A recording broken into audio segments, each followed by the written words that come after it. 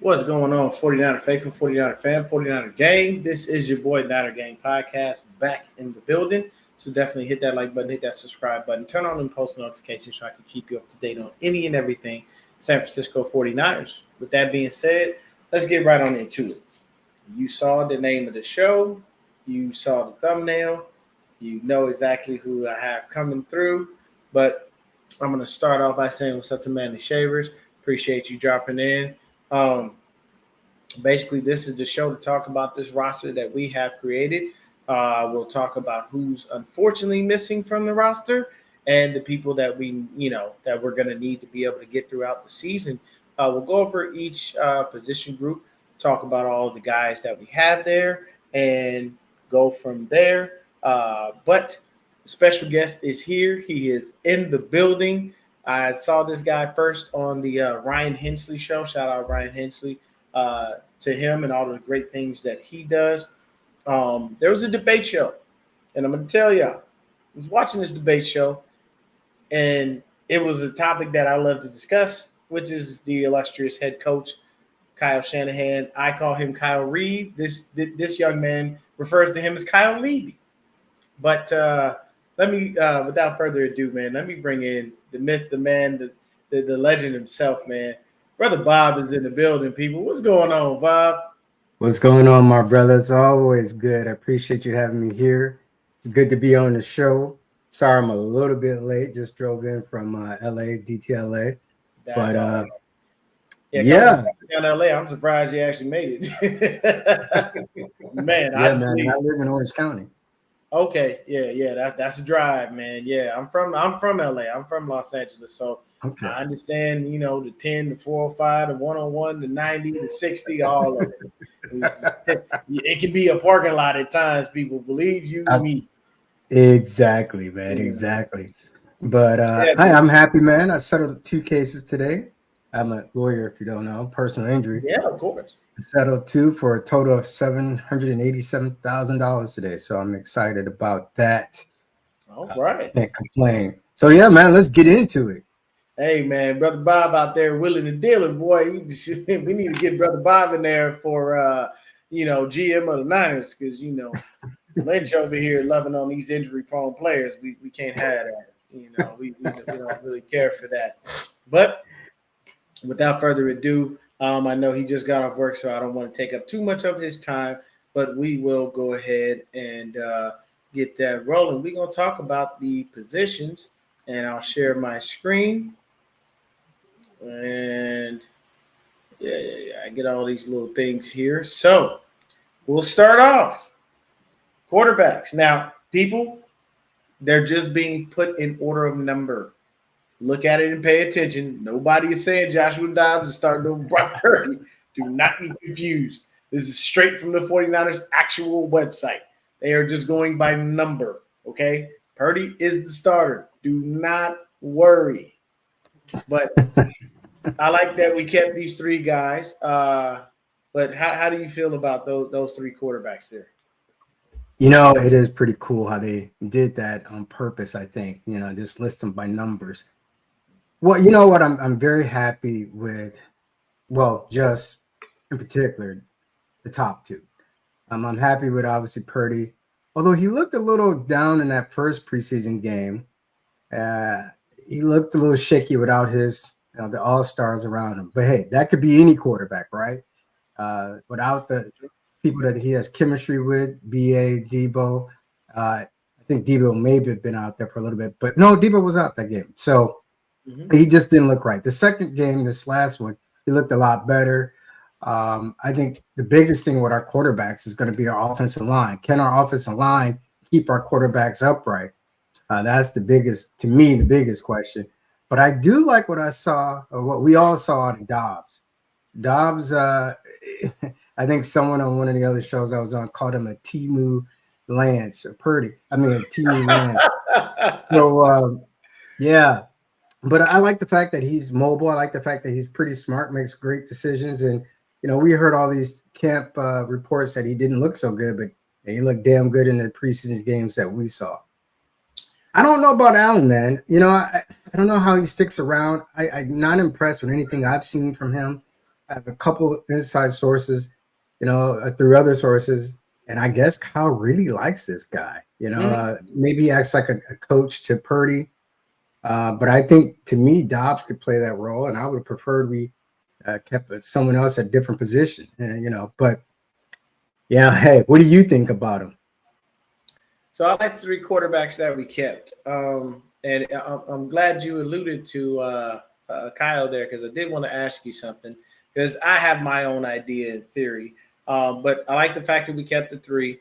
I honestly think it should be pretty much just flip 1 and 2, and that's the order that should be there. I do believe that Dobbs should be second and Brendan Allen should be third. I believe that we saw way more from Dobbs during this preseason to show us that he is a viable option when it comes to quarterback.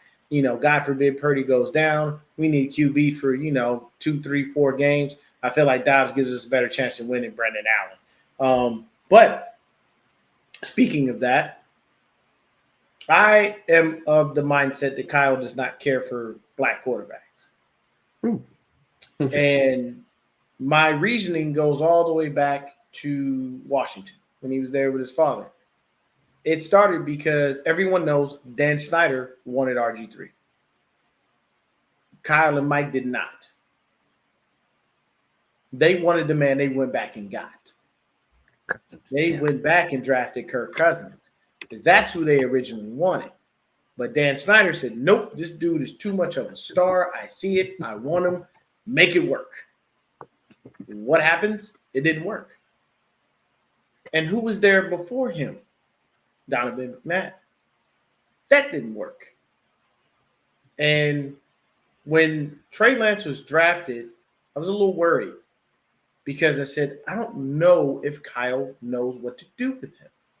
I'm not 100% sure. Then you start to see the game plan. You start to see the consistency of, we don't know who the quarterback is. We don't know if he's going to start. Then when he does start, the whole playbook has changed. Why is the playbook different? Why aren't we doing the same things that we normally do? Do you feel he can't do it? Or do you not want to give him a chance? And next thing you know, you are telling me the following year, you drafted a dude at the end who, technically speaking, this was Brian Griese, not Kyle. I'm not giving him credit for that. And you walk in the office and tell the owner, I know I screwed off your picks, but that dude that we just picked at the last pick, he's better than everybody we got in the building. Now, coaches have been fired for less. But blowing that many picks on one player and then going into the office and telling basically your boss, hey, I'm screwed up big time. I have no idea what to do with this kid. But that dude that we drafted, that did, yeah, I could do something with him. And also, one more thing. Going back to go ahead. When he first got here, Colin Kaepernick was here. He basically told Colin it's going to be open competition. Colin said, nah, I'll walk. They let him walk. He had the opportunity to, at the time, draft 2 people who were considered generational talents, a.k.a. Patrick Mahomes and Deshaun Watson. But he didn't. He drafted C.J. Beathard because he saw something in him. So it just confuses me that you had enough time to study C.J. Beathard, but you didn't have enough time to study Deshaun Watson and Patrick Mahomes. So my mindset is I don't believe that and I always say, I'm not saying Kyle is racist in any way, shape, or form. I am saying he has a preference at quarterback and is from the mountains of Caucasus. All right, man, you're funny. Okay, I like that. Mountain of Caucasus. So, okay, here's my thing. Shout out Cat Williams for that one. Yeah, it's funny. That guy's a funny guy. I don't know, man, if it's the race, and I know you're not saying he's racist. The reason why I say that is if he was dead set against black quarterbacks, why the hell would he ever draft Trey Lance? That's a lot of capital he gave up to get a black quarterback. Secondly, why would he go ahead and sign Josh Dobbs? Again, if you're opposed to black quarterbacks, you would just stay away from them. Now, I get your point. Like that's what he did when it was, his opportunity to get Watson and or Mahomes. I will never forgive Kyle Levy for not fully, scouting Mahomes. I think the thing with Kyle though is, and let me say what up to the chat. Dome, Rick Diaz, Gammon Brown, my dudes, and Manly Shavers. I think Kyle is just a control freak. And the problem is he could not control McNabb. There's been reports about that. And he could not really control, obviously, RG3. RG3 plays would break down. If he didn't recognize whatever Kyle wanted to do, he would go on his own off script. And then we know that the offense changed in Washington to better suit RG3, which I think that was the thing with Kyle. I think he doesn't want to change his offense, doesn't like adapt. We see that now, no matter who the quarterback is, right? And who the other players are. He thinks that he can plug and play anyone into his system, right? Mm-hmm. If the quarterback just goes with one of the two plays that he gives them and properly reads the defense, then he thinks the quarterback could be interchangeable. Ditto with the receivers. We're seeing that with BA now. Ditto with the running backs. So I don't know, man. I hate to say it's because of black quarterbacks. I think it's because of quarterbacks he cannot control, and also B, some quarterbacks who have accuracy issues. Trey Lance, we saw it, man. Let's just be honest. He didn't get. Now, I will never agree with what they did with Trey Lance in the sense of any player. You spent all that capital. You got to at least get that guy some time on the field, especially when you knew that's what he lacked, experience. You knew that when you drafted him. So I would never understand why not giving him time to learn under center on the freaking field, right? So I think that was his biggest problem. But when he saw that Lance was inaccurate, I think that's what sealed the deal for him. But now we see, look at Lance. Yeah, he threw 5 interceptions or whatever, 4 to 5 interceptions in his last game. I saw some of that game because my wife's a Chargers fan. Can you believe that? It's a Chargers fan in Southern California? Anyway. Look, man, at the end of the day, my wife is a Cowboys fan.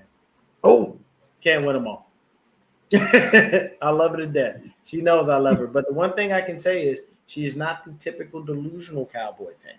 She does not think they're going to the Super Bowl every year, and she could care less about Dak Prescott, which makes me love her even more. Everyone hates Dak. I mean, the funny thing is with Dak, is that they put up his numbers like right next to Patrick Mahomes and this, that, and third. Here's the problem. Dak don't do what Pat does. I don't care if the numbers are the same. You don't have the it factor that guy has. He does things that nobody has ever seen before. It's behind the back pass. What the hell? It's the NFL, man. Don't be doing no behind the back passes. What is this? But what does Andy Reid do? He leaves it alone. Why? I mean, that's not winning games and Super Bowls. I don't care. But shouldn't he do that? Yeah. See, shouldn't Reid? I think that's the difference between Reid and Kyle Levy. Everyone likes to say, a lot of our Niner fans, hey, he's on the Andy Reid train. And the problem is people forget Andy Reid was basically fired or not re-upped in Philly. I think that changed him. That made him go out and he actually scouted a little bit, not just Mahomes, but the offense he ran. And he incorporated some of those philosophies into his offense in KC. So I think the change of scenery and I think also the change in philosophy for him. Oh, I'm by myself. Here we go. I think that helped get Andy Reid where he is now. He's flexible. He can adapt. And he took the quarterback. Okay, you back, my brother. Okay, good. Oh, I had to get a light, so I didn't want to, No worries. So yeah, I would love to see Kyle be like Andy Reid, but I think he may have to do a change of scenery. And for me, what the thing is like, I know a lot of people appreciate Kyle for him being here, for us being consistently in the playoffs, all of that thing. And we love that. But the era that I come from, okay, I'm an 80s baby. I'm born in 81. Okay. So the year I was born, we won our first Super Bowl. I wasn't available to see that. I was able to see all four, the other four, and I unfortunately had to sit through the 3 L's. But my problem specifically lies in the fact that when the big game comes, you don't get it done. And everybody is like, why are you so hard on them? Why do you say this? Why do you say that? They give me all kinds of drama. And I'm like, so I try to ask the question and everybody seems to be comfortable. And I tell them, I'm like, so you're good with just getting there and never finishing the job. That's okay. And people are like, well, no. And I'm like, but you obviously are, because you're not frustrated in any way, shape, or form that this guy gets to the big dance and always finds a way to, shit the bed. In the first Super Bowl we had right before halftime. Why is John Lynch doing this and Kyle isn't? That doesn't make sense. Why? And I tell people all the time, it's very simple. You do not go into the playoffs, watch a dude keep getting beat down every single playoff game, and find a way to come back. You run your way into the Super Bowl. Because we didn't rely on Jimmy for anything. We ran into the Super Bowl. People forget, Raheem Mostert set a playoff record when he destroyed the Green Bay Packers single-handedly. But by the way, I was at that NFC Championship game that year. Oh, okay. Got all the pictures to prove it. And I was at that Super Bowl that year too. So I know exactly what you're talking about. Go ahead, my brother, preach. Keep cooking. It's just, for me, you see that happening. You get to the Super Bowl and decide that you want to rely on Jimmy Garoppolo. Why? The Kansas City Chiefs came out and said, we're glad they stopped running the ball because we couldn't stop it. When they saw him throw that bomb and he just overshot Emmanuel Sanders in ways you can't imagine, they looked like, all right, go, we good. This past Super Bowl, why do you not know the overtime rules? Why do your players not know the overtime rules? Why are you taking the ball first? You understand that they score, you get a chance to come down and score again, and you keep pushing it. That's what you do. But you don't take the ball first, go down, fail, and then turn around and think Patrick Mahomes ain't going for a TD. Patrick Mahomes or 2-point conversion if you scored at 7 points. Yeah, absolutely. But Deion, here's my thing, man. I think it goes back again with that word, the C word, control. Yes. Kyle loves to control everything and run the narrative. I think he also likes to believe that he's better than anyone else and can outthink everyone else. So that's when I think he gets a little what my father used to call too cute when you play football. Football is not a cute game. It's a physical game. Yep. Know that reference. That's what my father used to say, too cute. And, so when I looked at, let's go back to the NFC Championship game that I was sitting at. I was looking at that game and I was like, hey, Red Jet, good to see you. I was like, man, we are running the hell out of this ball. And I was like, what's interesting? It's literally, I got pictures. It was just crazy. I'm like, I looked over at my wife. I said, damn, he's not letting Jimmy throw the ball. And we know why. Because I think it was the Vikings the week before that playoff game. Yeah, Jimmy had his specials, right? And so I think that's when Kyle said, okay, and it was working. Jimmy only threw it like 8 times. I never forget, for people who saw it on TV, it was really funny in the stadium. Bradshaw was like, hey, you barely threw the ball. And Jimmy's just smiling and laughing. So then he came around, Kyle, the next game, Super Bowl of all games, and didn't even start most of it. I think it was Coleman. And I remember thinking, like, why is 31 not out there? Yep. It blew my mind. And that's the thing that Kyle would do. Mostert set records for that NFC Championship game, over 200 yards, 4 tumbos. So Kyle had to say, well, I'm going to do something different, keep you off your toes. And I just thought that was dumb. Similarly, when, I remember there was one play before, I think this was before halftime in that Super Bowl, when the refs called a ticky-tack, stupid penalty on George for pushing off. and it would have been a bomb. We would have been like right at the 6-7 yard line, I think. Before we tapped it in, would have tapped it in. But I said then, okay, please get back to running. Like when you come back in the second half, get back to running. And it was weird. Kyle did some weird things. And it was, like you said, crazy to hear Tavarius Ward. I think he was one of the players who said, oh, we're happy to see the Niners run. And now he's on our team. I just think it's control, man. I really think Kyle is a control freak and an egotistical maniac who's had think about it. He's had a silver spoon in his mouth all his life. His father's rich. His family's rich. He gets to go to Super Bowl games as a kid growing up and other been a ball games. boy all his life. Yeah. He goes and plays for, was it UT, but barely plays. He thinks he's like a receiver or something.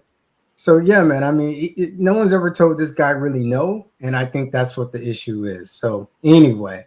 But we'll jump off Kyle's back for a second to get back to the roster. We could talk Kyle all night. The only other thing I'll say is that for me, it's what people have to understand is I come from the era where we were great. I come from Eddie DeBartolo. I come from him not accepting anything less than greatness and being frustrated when it wasn't great. The man is literally responsible for the dang salary cap, people. He's the reason that it exists, So for me, it's just it's heartbreaking when, I see a coach with all the potential and all the talent, and he can't get out of his own way. There was one last thing I'll touch on, and we'll move to the running backs unless you have something else. He basically said there was a coach that coached with him and basically said exactly what you stated. He's very egotistical. He has to have things his way, and he does not listen to reason. So it's like, this is why a lot of people have said over the years, maybe he needs an OC. Maybe he needs to just be head coach and have an offensive coordinator. That way, these things don't happen. But, not to cut you off, Dion, I love that. I also, which I find it funny that he actually let Kubiak call plays in these preseason games.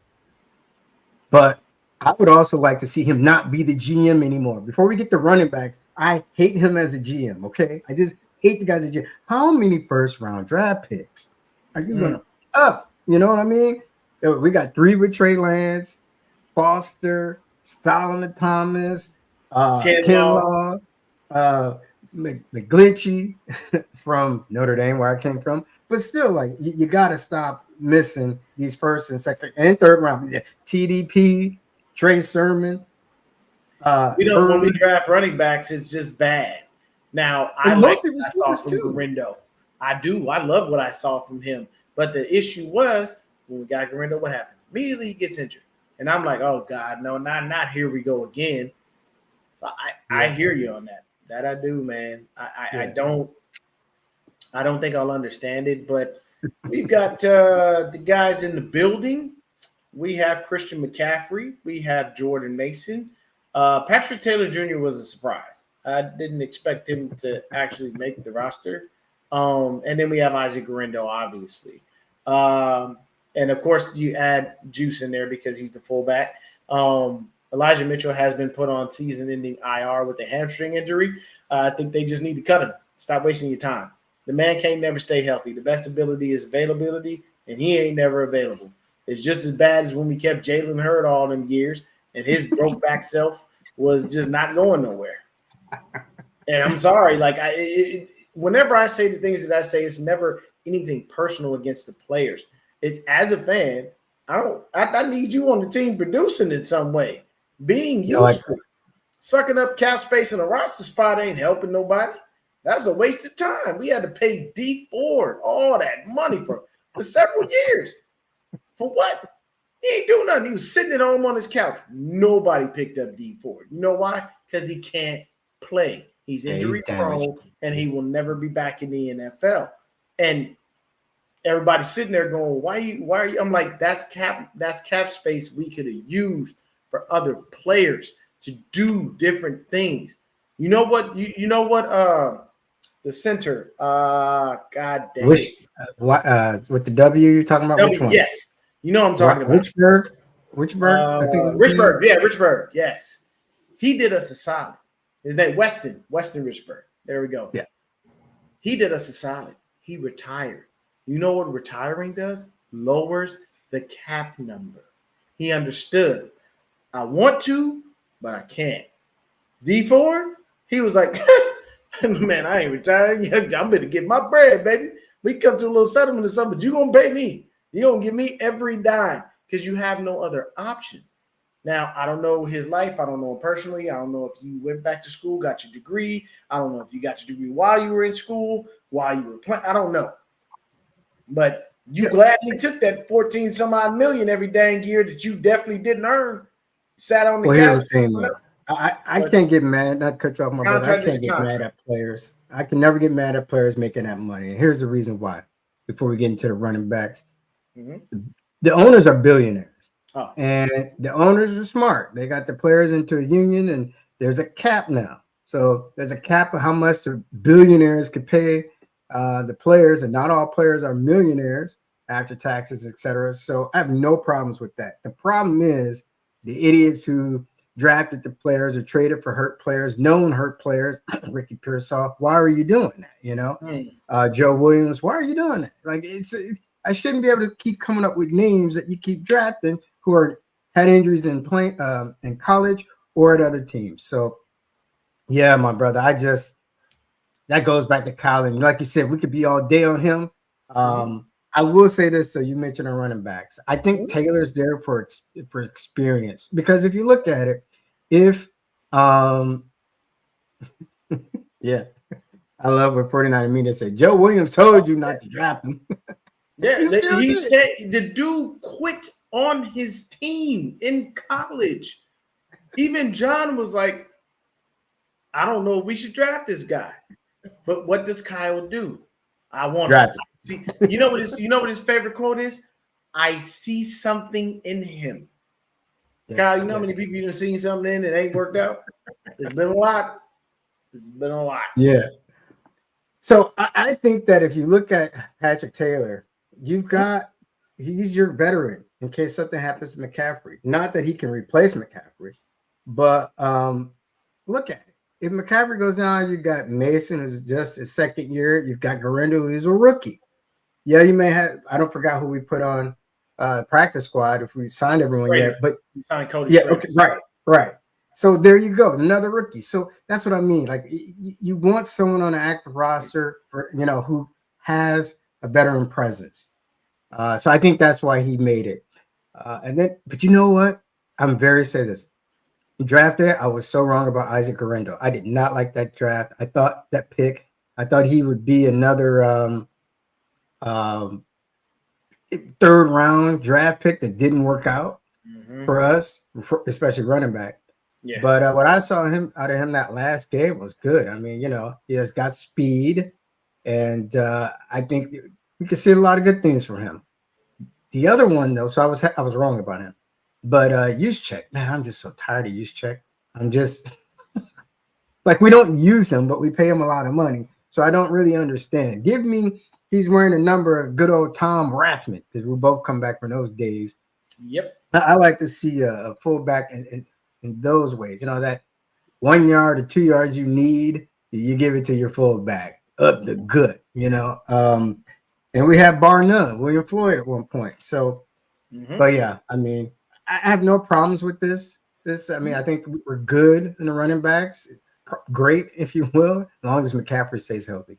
And by the way, love Jordan Mason. Love him. But he was undrafted, right? And so you figure, like, was he in the same draft with TDP? Yeah. So, I mean, that's crazy. What's up, Rod? Rod Kelly, what's up, my brother? Building. So this is what I will tell you. Jordan Mason. Now, here's my thing with CMC. Protect your players from themselves. Christian McCaffrey go out there with one leg, one eye, and 4 fingers on one hand and still try to play football. Same thing with George Kittle. They will go out there half dead and drag themselves on that field and try to play. Here's my thing. Spell your best guys. Save them for the playoffs. Christian McCaffrey should not be running 30 times a game. Christian McCaffrey should be, I would say, probably 20 max, 20 to 25, if that. And what Are you talking combined? Sorry, are you talking about total touches in passing game to receptions? 20 to 25 for total touches in general. Okay. All right. I would, and the reason that I state that is because if you spell him, you don't take too much tread off the tire, so to speak. If you give Jordan Mason a couple of runs, we've seen what Mason can do. We've seen that Kyle is happy that he can actually catch the ball out of the backfield now. And then with Garindo being there, you drafted him for a reason.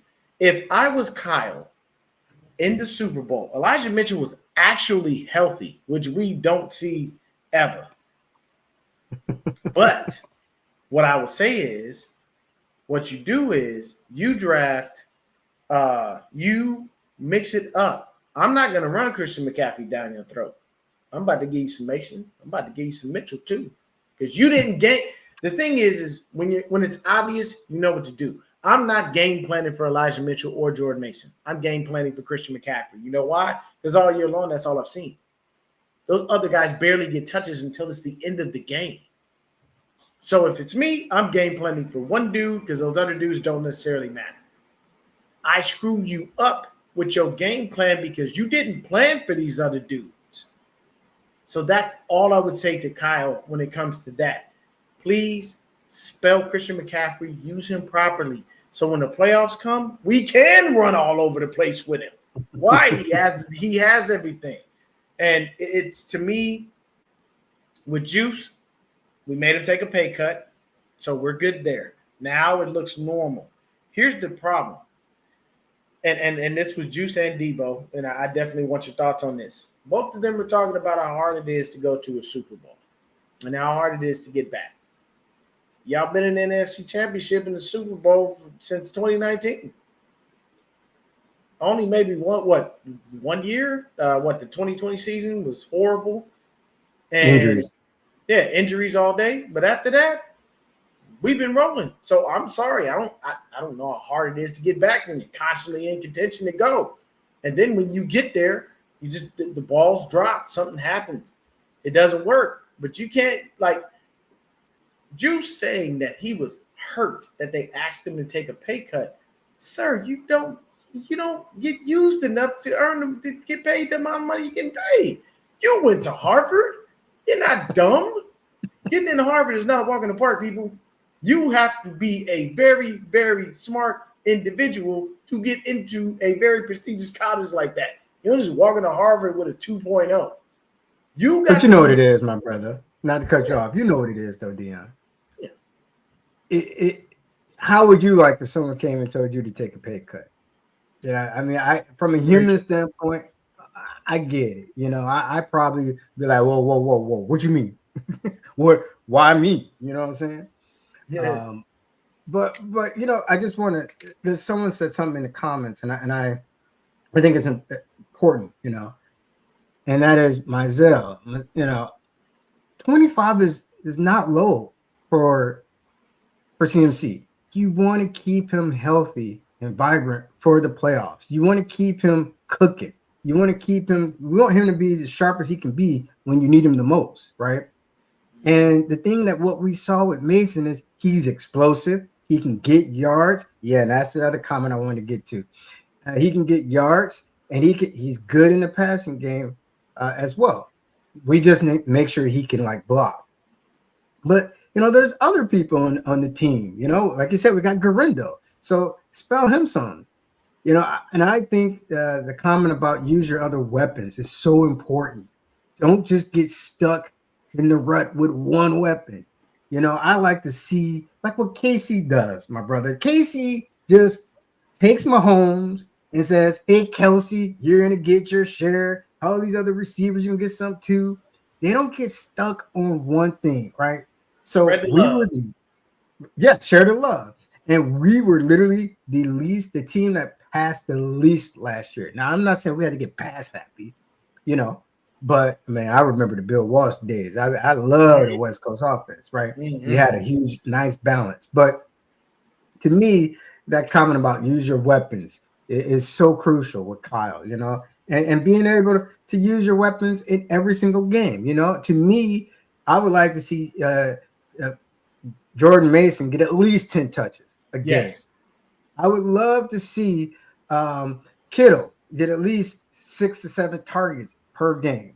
I would love to see BA, assuming he's on the team, he should be on the team, get the same 7 to 9 targets. With an offense like this, and the only person that I would give less targets to or total touches would be Debo, because he's another one that I want healthy for the long run, including the playoffs.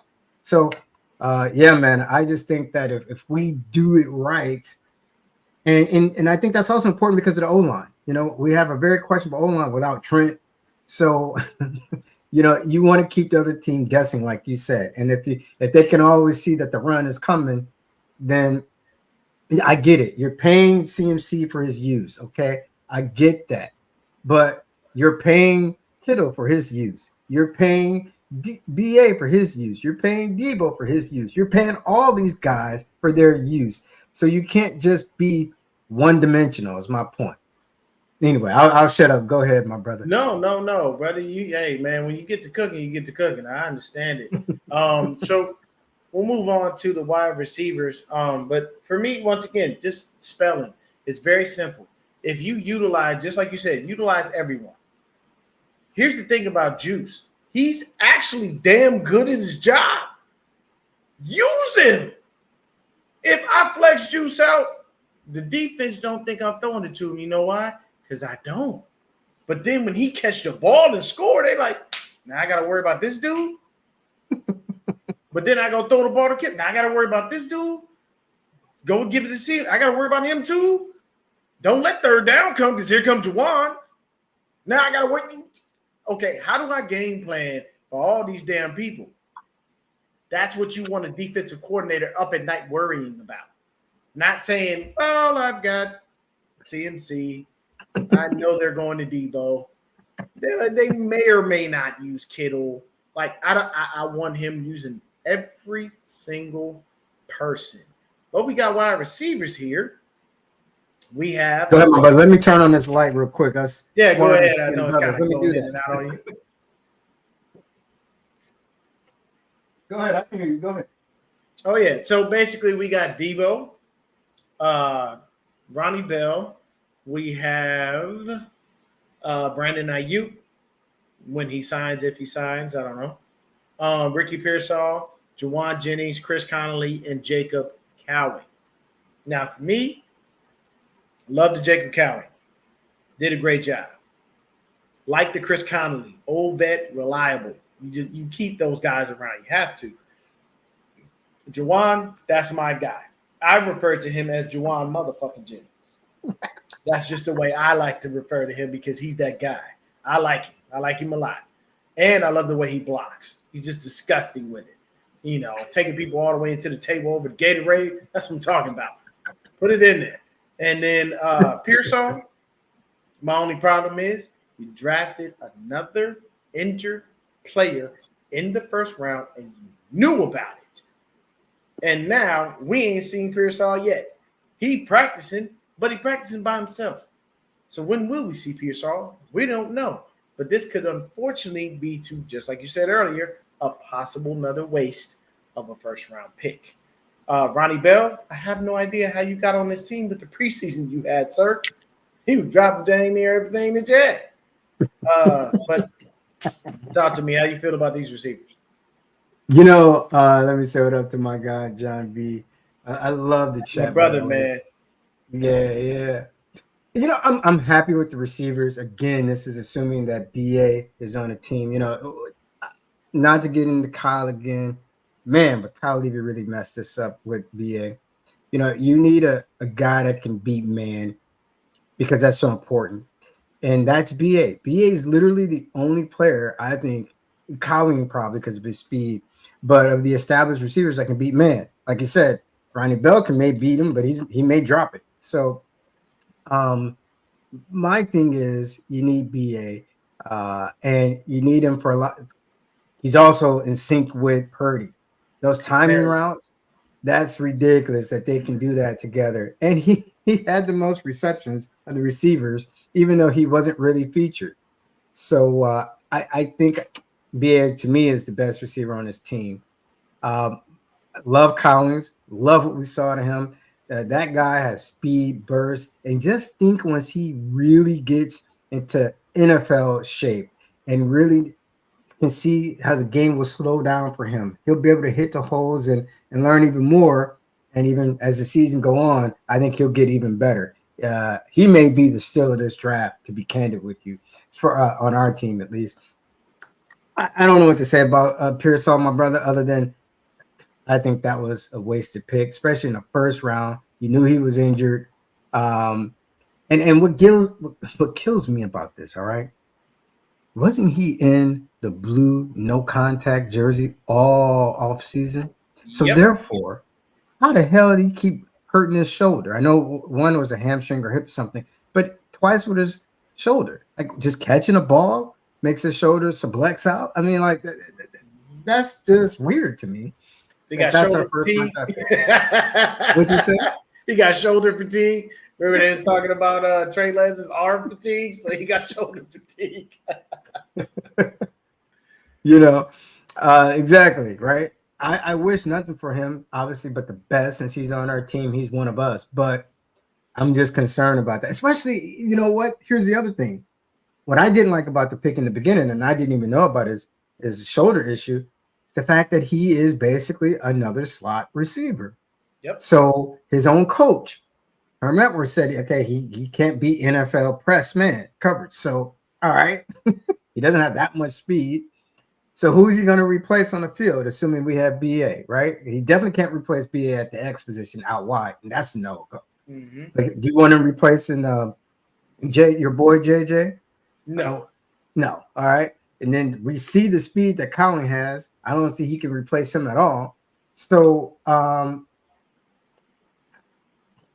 don't know. I'm just not high at all on Purcell right now. I hope he proves me wrong. Ronnie Bell, God, he has the yips. He can't catch the ball half the damn time. But just think about this. If we have these four receivers as the mainstays, like BA, Debo, the wide back, and then we've got obviously Juwan. Colin and Jawan. Oh, man. Plus Kittle. I mean, these are weapons galore. That if you ran a 4 receiver set and had Kittle in as the 5th receiver with those guys, yeah, defense is going okay. Coach, yeah, there's 5 of them out here. I don't know where the ball going, but I can't do anything with 15 because he'll just go up and get it if they put it up high enough. He climbed that ladder real quick because he didn't care about taking a hit. Can't do nothing with 85 because 85 is 85. If I get with Debo, the minute he gets the ball, he turns into a one-man wrecking crew. BA gonna route me up, and Cowing, he's a little young, fast dude. I don't know if I'm gonna be able to actually keep up with the foot speed. So you give them the illusion, and you throw it to whoever is open. You know what I mean?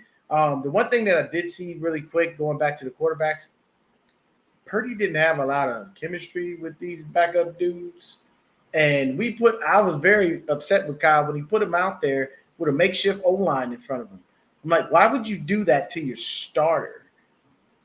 You got to be careful with this dude, man. Because the Saints were coming off that. The Titans were blitzing every second they could blitz.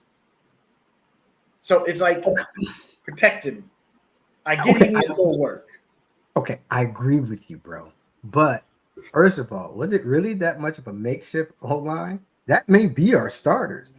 I mean, think week 1. If Trent doesn't sign, then it's going to be probably Jalen Moore out there. Oh, God. Okay. At left guard, we hope it's Banks, right? Okay. And they say he should be ready for week 1. That's okay, right. So then your center is Brendel. I call him Brent Hell because he can't block where she is. I mean, if you ever notice, Brent Hell is always on his back, bro, like on his butt when he comes to me. I'm like, geez, how are you in the NFL? And then, of course, and then we've got the rookie Puny at right guard. So and then McGiveth, I call him McGiveth. He just he gives everyone sacks and pressure. So I don't know if it was so much of a makeshift line. I mean, that may be, for the most part, our starting line against the Jets. So, and I think Purdy does need. Look, we got to keep in mind, Purdy really didn't practice much last offseason because he's recuperating. So I think he did need that time to kind of get some of what you said, timing, his own timing back. It's different playing against your own players in practice than it is actually taking hits. But I wish he would have protected himself better, right, in those games and not taking some of the hits that he did. Just get down. But yeah, man, I'm excited about our receiver squad. I see you done moved up to tight end, so I'll shut up. Go ahead. Let's talk about the Oh no, no, TDs. no, man. If you have more to go on, please, man. Just having you on the show is just a pleasure. It's Oh, always great thank when you you for got having me. somebody like-minded, you know what I'm saying? And plus Yeah. you've still been able to give me some things to think about as far as looking at things from a different perspective. I usually don't. I'm very stubborn. I'm a Taurus by nature. We're stubborn. So Where's my wife? yeah, hey man, and my wife is too. It's very odd because everybody's like, "How did you marry her?" I'm like, "It's different. She in April, I'm in May. There you April go. Taurus is different than May Taurus is, people. I won't get into horoscopes, but just know that April Taurus is just a whole nother that just different person. May, it's a whole different person too. But we got only 2 tight ends. We did go ahead and re-sign a couple of tight ends. I think we Yeah. signed one more to the practice squad, but right now we have George Kittle and Jake Tongas. I was actually very surprised that they went ahead and cut Braden Willis and Cam Latu. They did re-sign Braden Willis to the practice Right. squad. Yeah. And I do believe they brought back Logan Thomas, if I'm not mistaken. Well, Logan got cut. They did bring him back. He got cut, and then I was just looking at the practice squad. I don't see him on the 15 that got picked up, Okay. but I did want to say this. Why the hell did we pick up Trent Taylor on this practice Oh, squad? Like, why? It's like I don't get that one. But he's so I have it's a funny thing for you. A couple of my buddies, shout out to the Hive. Those are my guys. They basically are saying that they brought Trent Taylor back to keep Juice, Kittle, and I believe CMC happy because that's their little buddy, that's their guy. But here's the thing: Trent Taylor ain't worth a dime. Nobody care about no Trent Taylor. He ain't do nothing in the preseason to make himself known. He didn't do any. Look, when he was here, he wasn't worth nothing. When he left, he wasn't worth nothing. And now he's back, and he still ain't worth nothing. I mean, I think they kept Tongas because of his blocking ability. They always need a Tongas can catch too now. Tongas can catch too. We saw that. Yeah. So I think that's what it is. Of course, it's obvious. You know what I'm saying? We go with GK, good old 85. We get him doing whatever he can do. I do love that. But, I mean, that's like such a short position. I think we're moving into the O-line here. So these guys, John Feliciano, out for the season, gone. I don't even Wait, know no, he's why. out for the season? I don't think he's out for the season. I thought, or he's out for. I think he's going to start on PUP. Yeah, he's going to be. I think they just probably placed him on IR to return. Yeah. Though he's designated to return. Yeah, to return. Yeah, there you go. Sorry, I got that confused. We have Nick Zakel, Jake Brindle, Aaron Banks, Colton McKivitz, Spencer Burford, Jalen Moore, and Dominic Pooney. You do not see Trent Williams on this list because he is not reported, so therefore he is not counting against the roster, and that's why his name is not there. Now, you tell me, you leave it to me, I'm going to pay Trent before I pay BA because I need Trent blocking Purdy's blind side. I can, I can't replace Brandon Ayuk. I don't want to say that. But I can supplement with several people to accumulate his totals.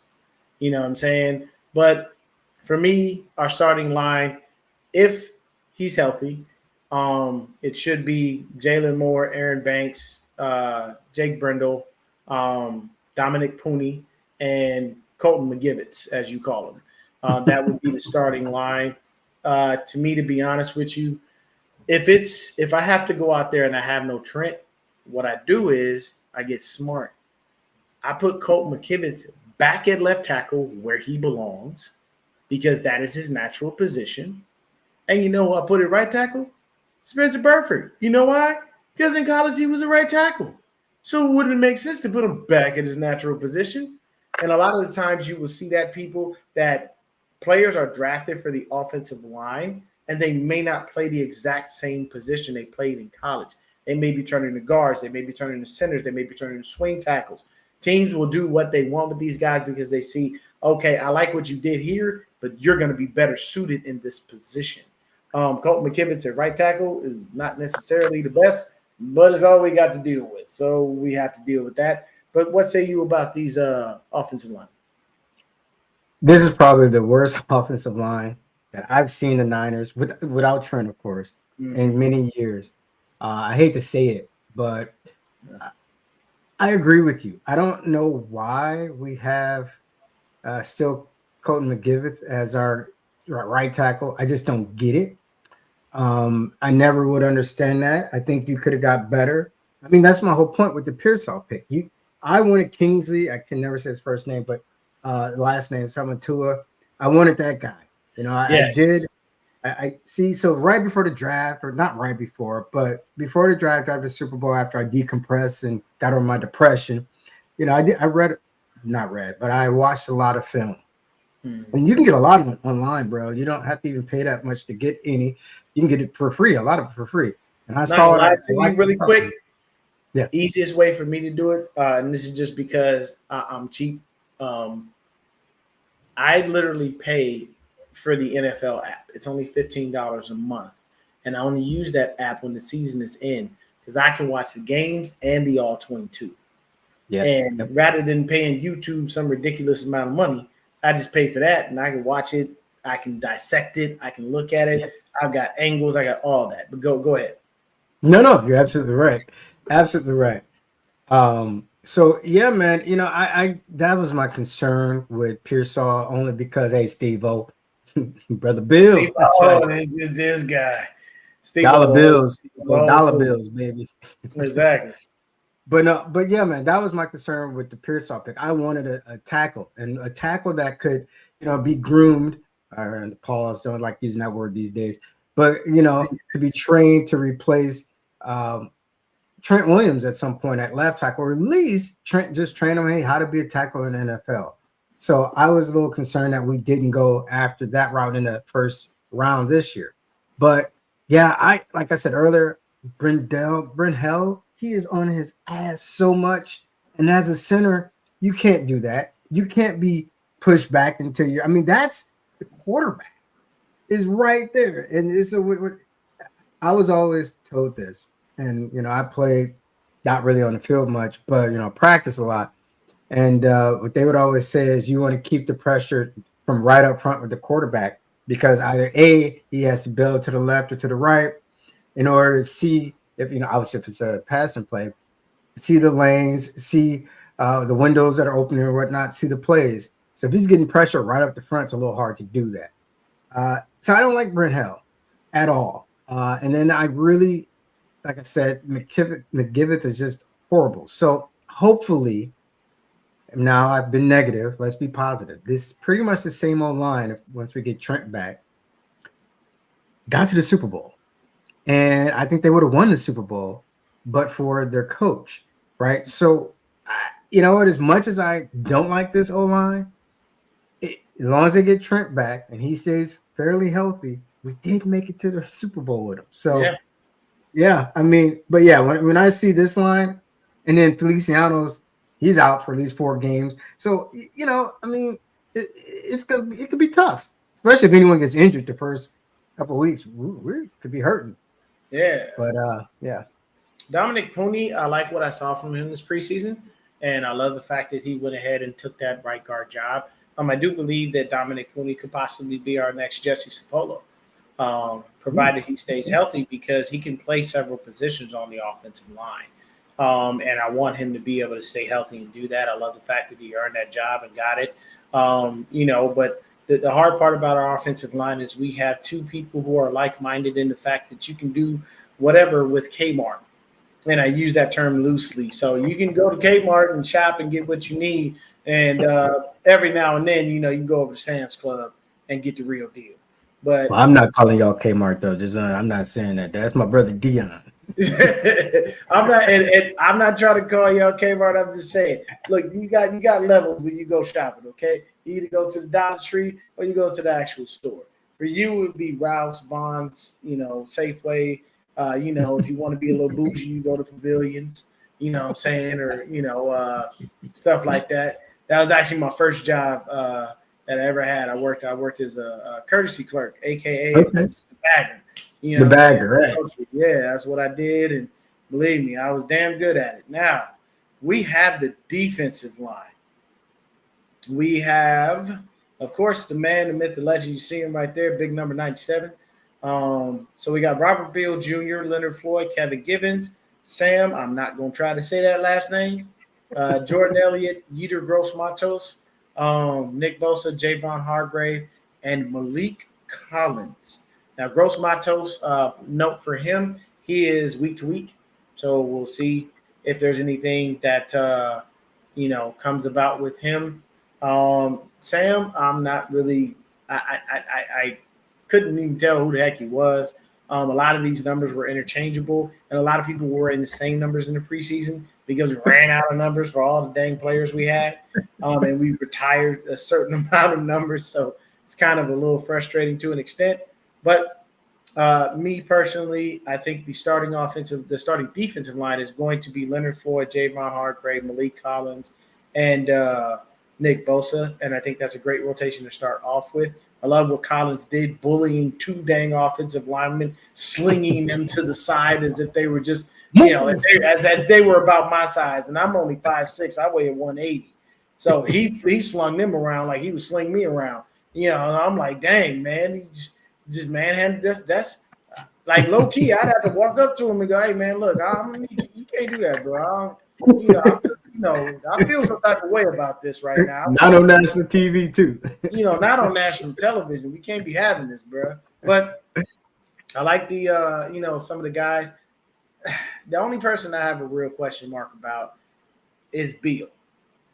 I don't know enough, and I know they picked him and they drafted him, but I don't know enough, and I didn't see enough in preseason to make me go, yeah, that we made a good investment. Sorry, I can't help it. But you see what John B said? He had the privilege to meet Jesse Sapolo. Hey, okay. So, look, let me tell you what happened. Before you go ahead and talk about this defensive line, let me tell you what happened. So, used to hang out with a guy from the UK, and he did a show, and he was able to get Sapolo on. I have only been starstruck 2 times in my life. The first time was at my first job when I met Tony Braxton. Completely starstruck. Okay. Yeah. Just whoa. She looked good then. Back then too. Oh my God. Mm-hmm. And the other time meeting Jesse Sapolo. Like they were like Dion, and I'm like, huh? Man, like this dude, right? Like this guy. Like I had one of those moments, you know what I'm saying? But it was definitely worth it. I was able to gather myself and speak to him. But, you meet a legend like that. That's like me meeting Montana. I'm definitely going to be speechless. I don't know what to say. He'd probably look at me and be like, what's up? And I'd be like, huh? Bro, did I tell you I met Montana? Oh, okay. Yeah. I see the 16 behind you. Yeah, so quick story. I don't want to – I know we're going to get back to D-line, but – yeah, I love the Niners so much, and one of the reasons why I went to Notre Dame is because that guy went there. Yeah, one of the reasons. But he was signing autographs, giving out autographs. Obviously, had to pay for them here in Orange County near me. So I went there and I got a helmet autographed by him, and I have the mini helmet that Bill Walsh had signed, as well as Jed York and Gary Plummer. I didn't sign that too, and. So, yeah, man, I met him. I met George Kittle on the field.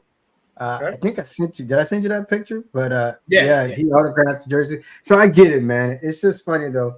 I like to – I don't clam up. I like to try to make them laugh if I can. So, I have fun with the situation. But, no, to answer your question, Beal, man, I think he's a wasted pick, to be candid. I'm sorry. I had the all-22 too as well. I break it down, and when I have the opportunity, normally I try to do it the very next day. Anyway, I don't like what I've seen from him. I don't think first of all, he has no gap containment. Second of all, it's like he doesn't know where he's going and what he's doing at the time. Um, you know, I don't know. I mean, he had speed in college, but I don't see it translating to the NFL.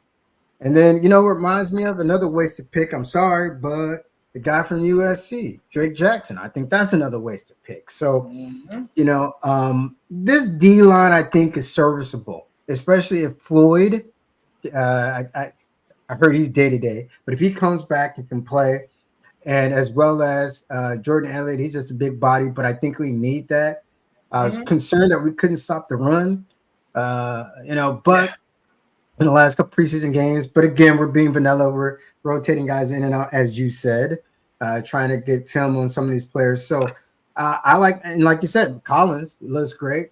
And Yatir, I hope we need him back. I don't know why I like his first name, but anyway, no, I mean, I think as long as we can keep running backs off the linebackers, I think we can do well. And that's just going to be the key, up the gut, in the middle. Can we do that? Yep. That is beautiful, man. And I have to say, it's when it comes to Yetur Gross-Matos, I'll tell you this, in Madden, he's great. He comes off that edge disgustingly. Like when we rotate him in, like, he looks great, big tall dude. But I know that with the defensive line, that yes, the preseason did not make me feel comfortable about us stopping the run in any way, shape, or form either. I was definitely like, bro, why are they gashing us? Now the last game, yeah, we did great, but those first two games, I was like, we just gonna let everybody. We gonna let them. I forgot who sings the song. But we gonna let them just walk on by. You know what I'm saying? Oh, is that Dionne Warwick? I don't know who song it was, but it's an old song. But before we leave, I just got to say this. Before we leave, Dia, watch this player. I think will have a comeback year and a breakout year for us, and that's Hargrave. I really think that he's going to have a good year this season. Maybe that's the fan in me, but I think that he's going to have a good year this year. Yeah, the linebackers, man. I'm just going to say this before you go. I love what I've seen out of Curtis Robinson. I love what this guy that was undrafted. Yeah, you didn't like Curtis Robinson? Last year, when he got injured, I was like, I don't know who the heck this guy is. I ain't never seen nothing out of him. So, man. But yes, what I've seen from him in preseason, fully agree. Love what I saw from Curtis Robinson. Yes. So, no, go ahead. Take it away, brother. I just wanted to say that because all good. So, of course, yes, he named the first guy. Curtis Robinson, Demetrius Flanagan-Fowles, Tatum Bethune, Dee Winters, Fred Warner, and Devondre Campbell Sr. You do not see Dre Greenlaw because we started him on the PUP list. He will be out the first 4 weeks and probably be back after that. So here's the thing. My guy, Media. Love him. That's my dude. He's out here with me in Arizona. He graduates later this year. And, I'll be at that graduation cheering that man on. Good. He love him some DFF, man. That's his guy. He has been relegated to special teams forever. And I can't say ever. I gotta put the stake on it. Forever. He loves the dude, man. But I don't understand. I think he makes the squad literally because of special teams value. Of course, I do believe our two starting linebackers are going to be Campbell and Fred, obviously. And then weak side linebacker, if healthy, I think it's going to be Dee Winters. But in the meantime, in between time, if they do have to run a set where they have a weak side linebacker, I believe it's going to be Tatum Bethune for what he showed in preseason. I do like what I saw from him. I do believe Devondre Campbell, is a solid pickup. You know what I'm saying, as far as like basically a stopgap for the time to get, Dre back. Because, when Dre comes back, they going to ease him in and put him right back in there. And Campbell will probably rotate, but it's okay. Yeah, we are good. Go ahead. No, I was just going to say, man, this is on some of the other shows I've been on. I got to say this. It's my favorite position in a group on the defense are the linebackers and the DBs. I mean, I don't even care about the defensive line anymore. Yes, Bosa's there. Yes, I know I'm raving about Hargrave, but man, the DBs are flying all over the place, and so are the LBs and linebackers. You said Bethune, man, he was so active. Now, okay, look, we got to understand the last game though, we were playing second and third stringers, right? Yes. But D Winters also has looked good if he's healthy. My concern with D Winters though, unlike Bethune is a true rookie. D Winters can get himself in position, but not make the tackle. I've seen that a couple times, or overshoot the gaps or the spot where he should be. And you would think or hope by now, this is not his rookie year, you would think he would be a little bit more indoctrinated, because it seems like as far as the linebackers, our scheme stayed the same, even with Wilkes last year. So I don't really, I don't know why he can't, pick it up and get to where he should be and make the tackle, but hopefully he'll be able to do so. But man, imagine this group once Greenlaw comes back. It's going to be disgusting. I love every second of it, man. And my name is Dion. I always had the tag of Deion Sanders, growing up as a kid. And DB is my favorite position. Dion is my favorite player of all time when it comes down to it. And I know he only spent a year with us, but hey, we got a ring while he was here. So I have no quarrels with that. And here we go. We got the DBs. So we have Mooney Ward, Ambry Thomas, Isaac Yiadom, Darrell Luter Jr., and Renardo Green. Now, I did see, I believe did they sign Sam Womack back to the practice squad, or did he get picked up by somebody else? I'm not 100% sure. The 15 that I saw did not include Womack. Maybe. I think he went. No, he got signed elsewhere. He did. Okay. I'm sure. Right. Okay, but love what Mooney brings. And then I don't know why they don't have Diamador Lenore on here, which is super weird. He's on the next one. He's on the next one. Okay. Yeah. So as a D-back. Let me. Yeah, there we go. So then you got Demo there, but then they got the safeties. But basically, you've got Mooney, Demo. Those are obviously your starters. You got Darrell Luter Jr. I like what I saw from him. Love what I saw from Renardo Green as well. He's still got work to do to grow and get better. But Ambry Thomas, I have no idea why he's still here. And then they just put him on IR for the year. Like, what is it with the Niners and doing this crap? Why do we keep just keeping guys to have them hang out on IR for what? Like, I know it doesn't count against the roster, but it just why? Why do you? Okay, well, hold on, my brother. Let me be the one person, probably in this state of California, in your state of Arizona, that's going to back up Ambry Thomas a little bit. And just say this. Wasn't it 2 years ago he actually flashed some promise, and in the playoffs he did fairly well? He sealed the deal one game with an INT. I think he's probably our next Dante. What's that guy's name? Dante Johnson. Yeah. Who we all scratch our head. He's coming back and ain't never done much of nothing.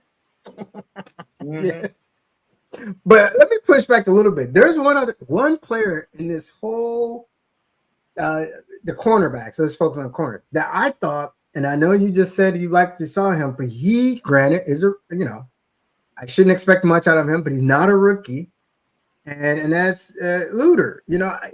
Last game he had great plays, but then he had really up plays where I'm like, bro, the ball hit you in the head, bro. How you not tackle, bro? You got trucked. So, again, no, but I can't be too hard on him. He wears the number that I wore when I was basically just sat in the practice field. But, so I do love what I see out of Green. Renardo Green, I love that pick. I don't know how much of the field he'll see, but I think he'll see some, especially if Isaac Yiadom can't stay healthy. And I do love the hell out of Ward, and I do love Demo. I think we got a very strong defensive backfield with the cornerbacks and the safeties. And, this is what gets me excited, to be honest with you, Dion, because you said something I really like. Prime time. Oh, yeah. I love that guy, too. I got his jerseys as well. But this is why I think we can actually take it to the next level if we can at least contain a run. Is that because I think we can cover much better than probably any year that Kyle Levy has been here. You know, even at the year 2019, when we went to the Super Bowl, Sherman wasn't. He was a shell of himself, bro. He couldn't really cover anyone with half speed. Yeah. You know, not even full speed, half speed. So I love our DBs and excited if they can help shut down passing games. You know, I think this defense could be lights out, man. I really do. Yeah, and speaking of that, we have our safeties. You've got Jair Brown, Talanoa Hufanga. You have George Odom and Malik Mustafa. Here's the thing. To start the season out, you're going to have Jair Brown and probably Mustafa. I would like to see Mustafa, but I think they're probably going to go with George Odom just due to him being a vet, and that's just kind of how Kyle works. We all know that. He doesn't really trust rookies that much, but I love the hits that Mustafa has brought throughout this preseason. It is beautiful because, you know, like my favorite linebacker for the 49ers of all time is Patrick Willis. And I like a guy who just lays you out and doesn't think twice.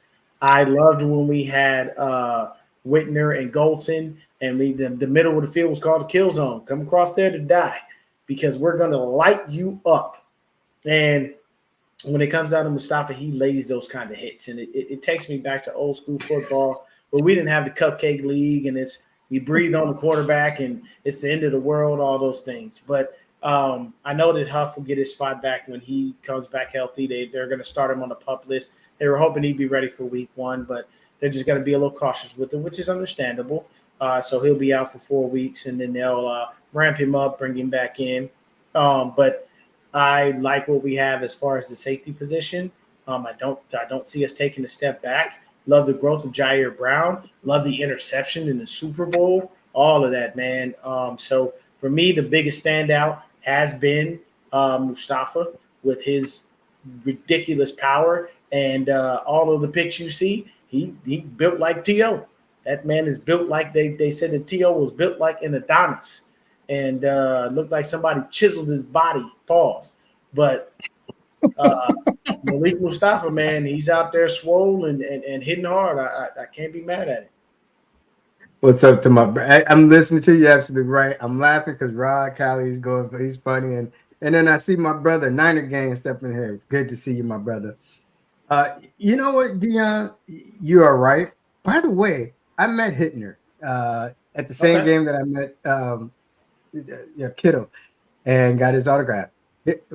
Dante Hittner, as we call him, is not that big of a dude, man. Mm-hmm. And so it's kind of funny to see, as you say, how he would lay wood, you know. Oh, yeah. You know, and then, but you're absolutely right. You know, I think it's going to be Odom and Jair Brown, who was my draft crush, pause, last year. You know, I liked what I saw to him.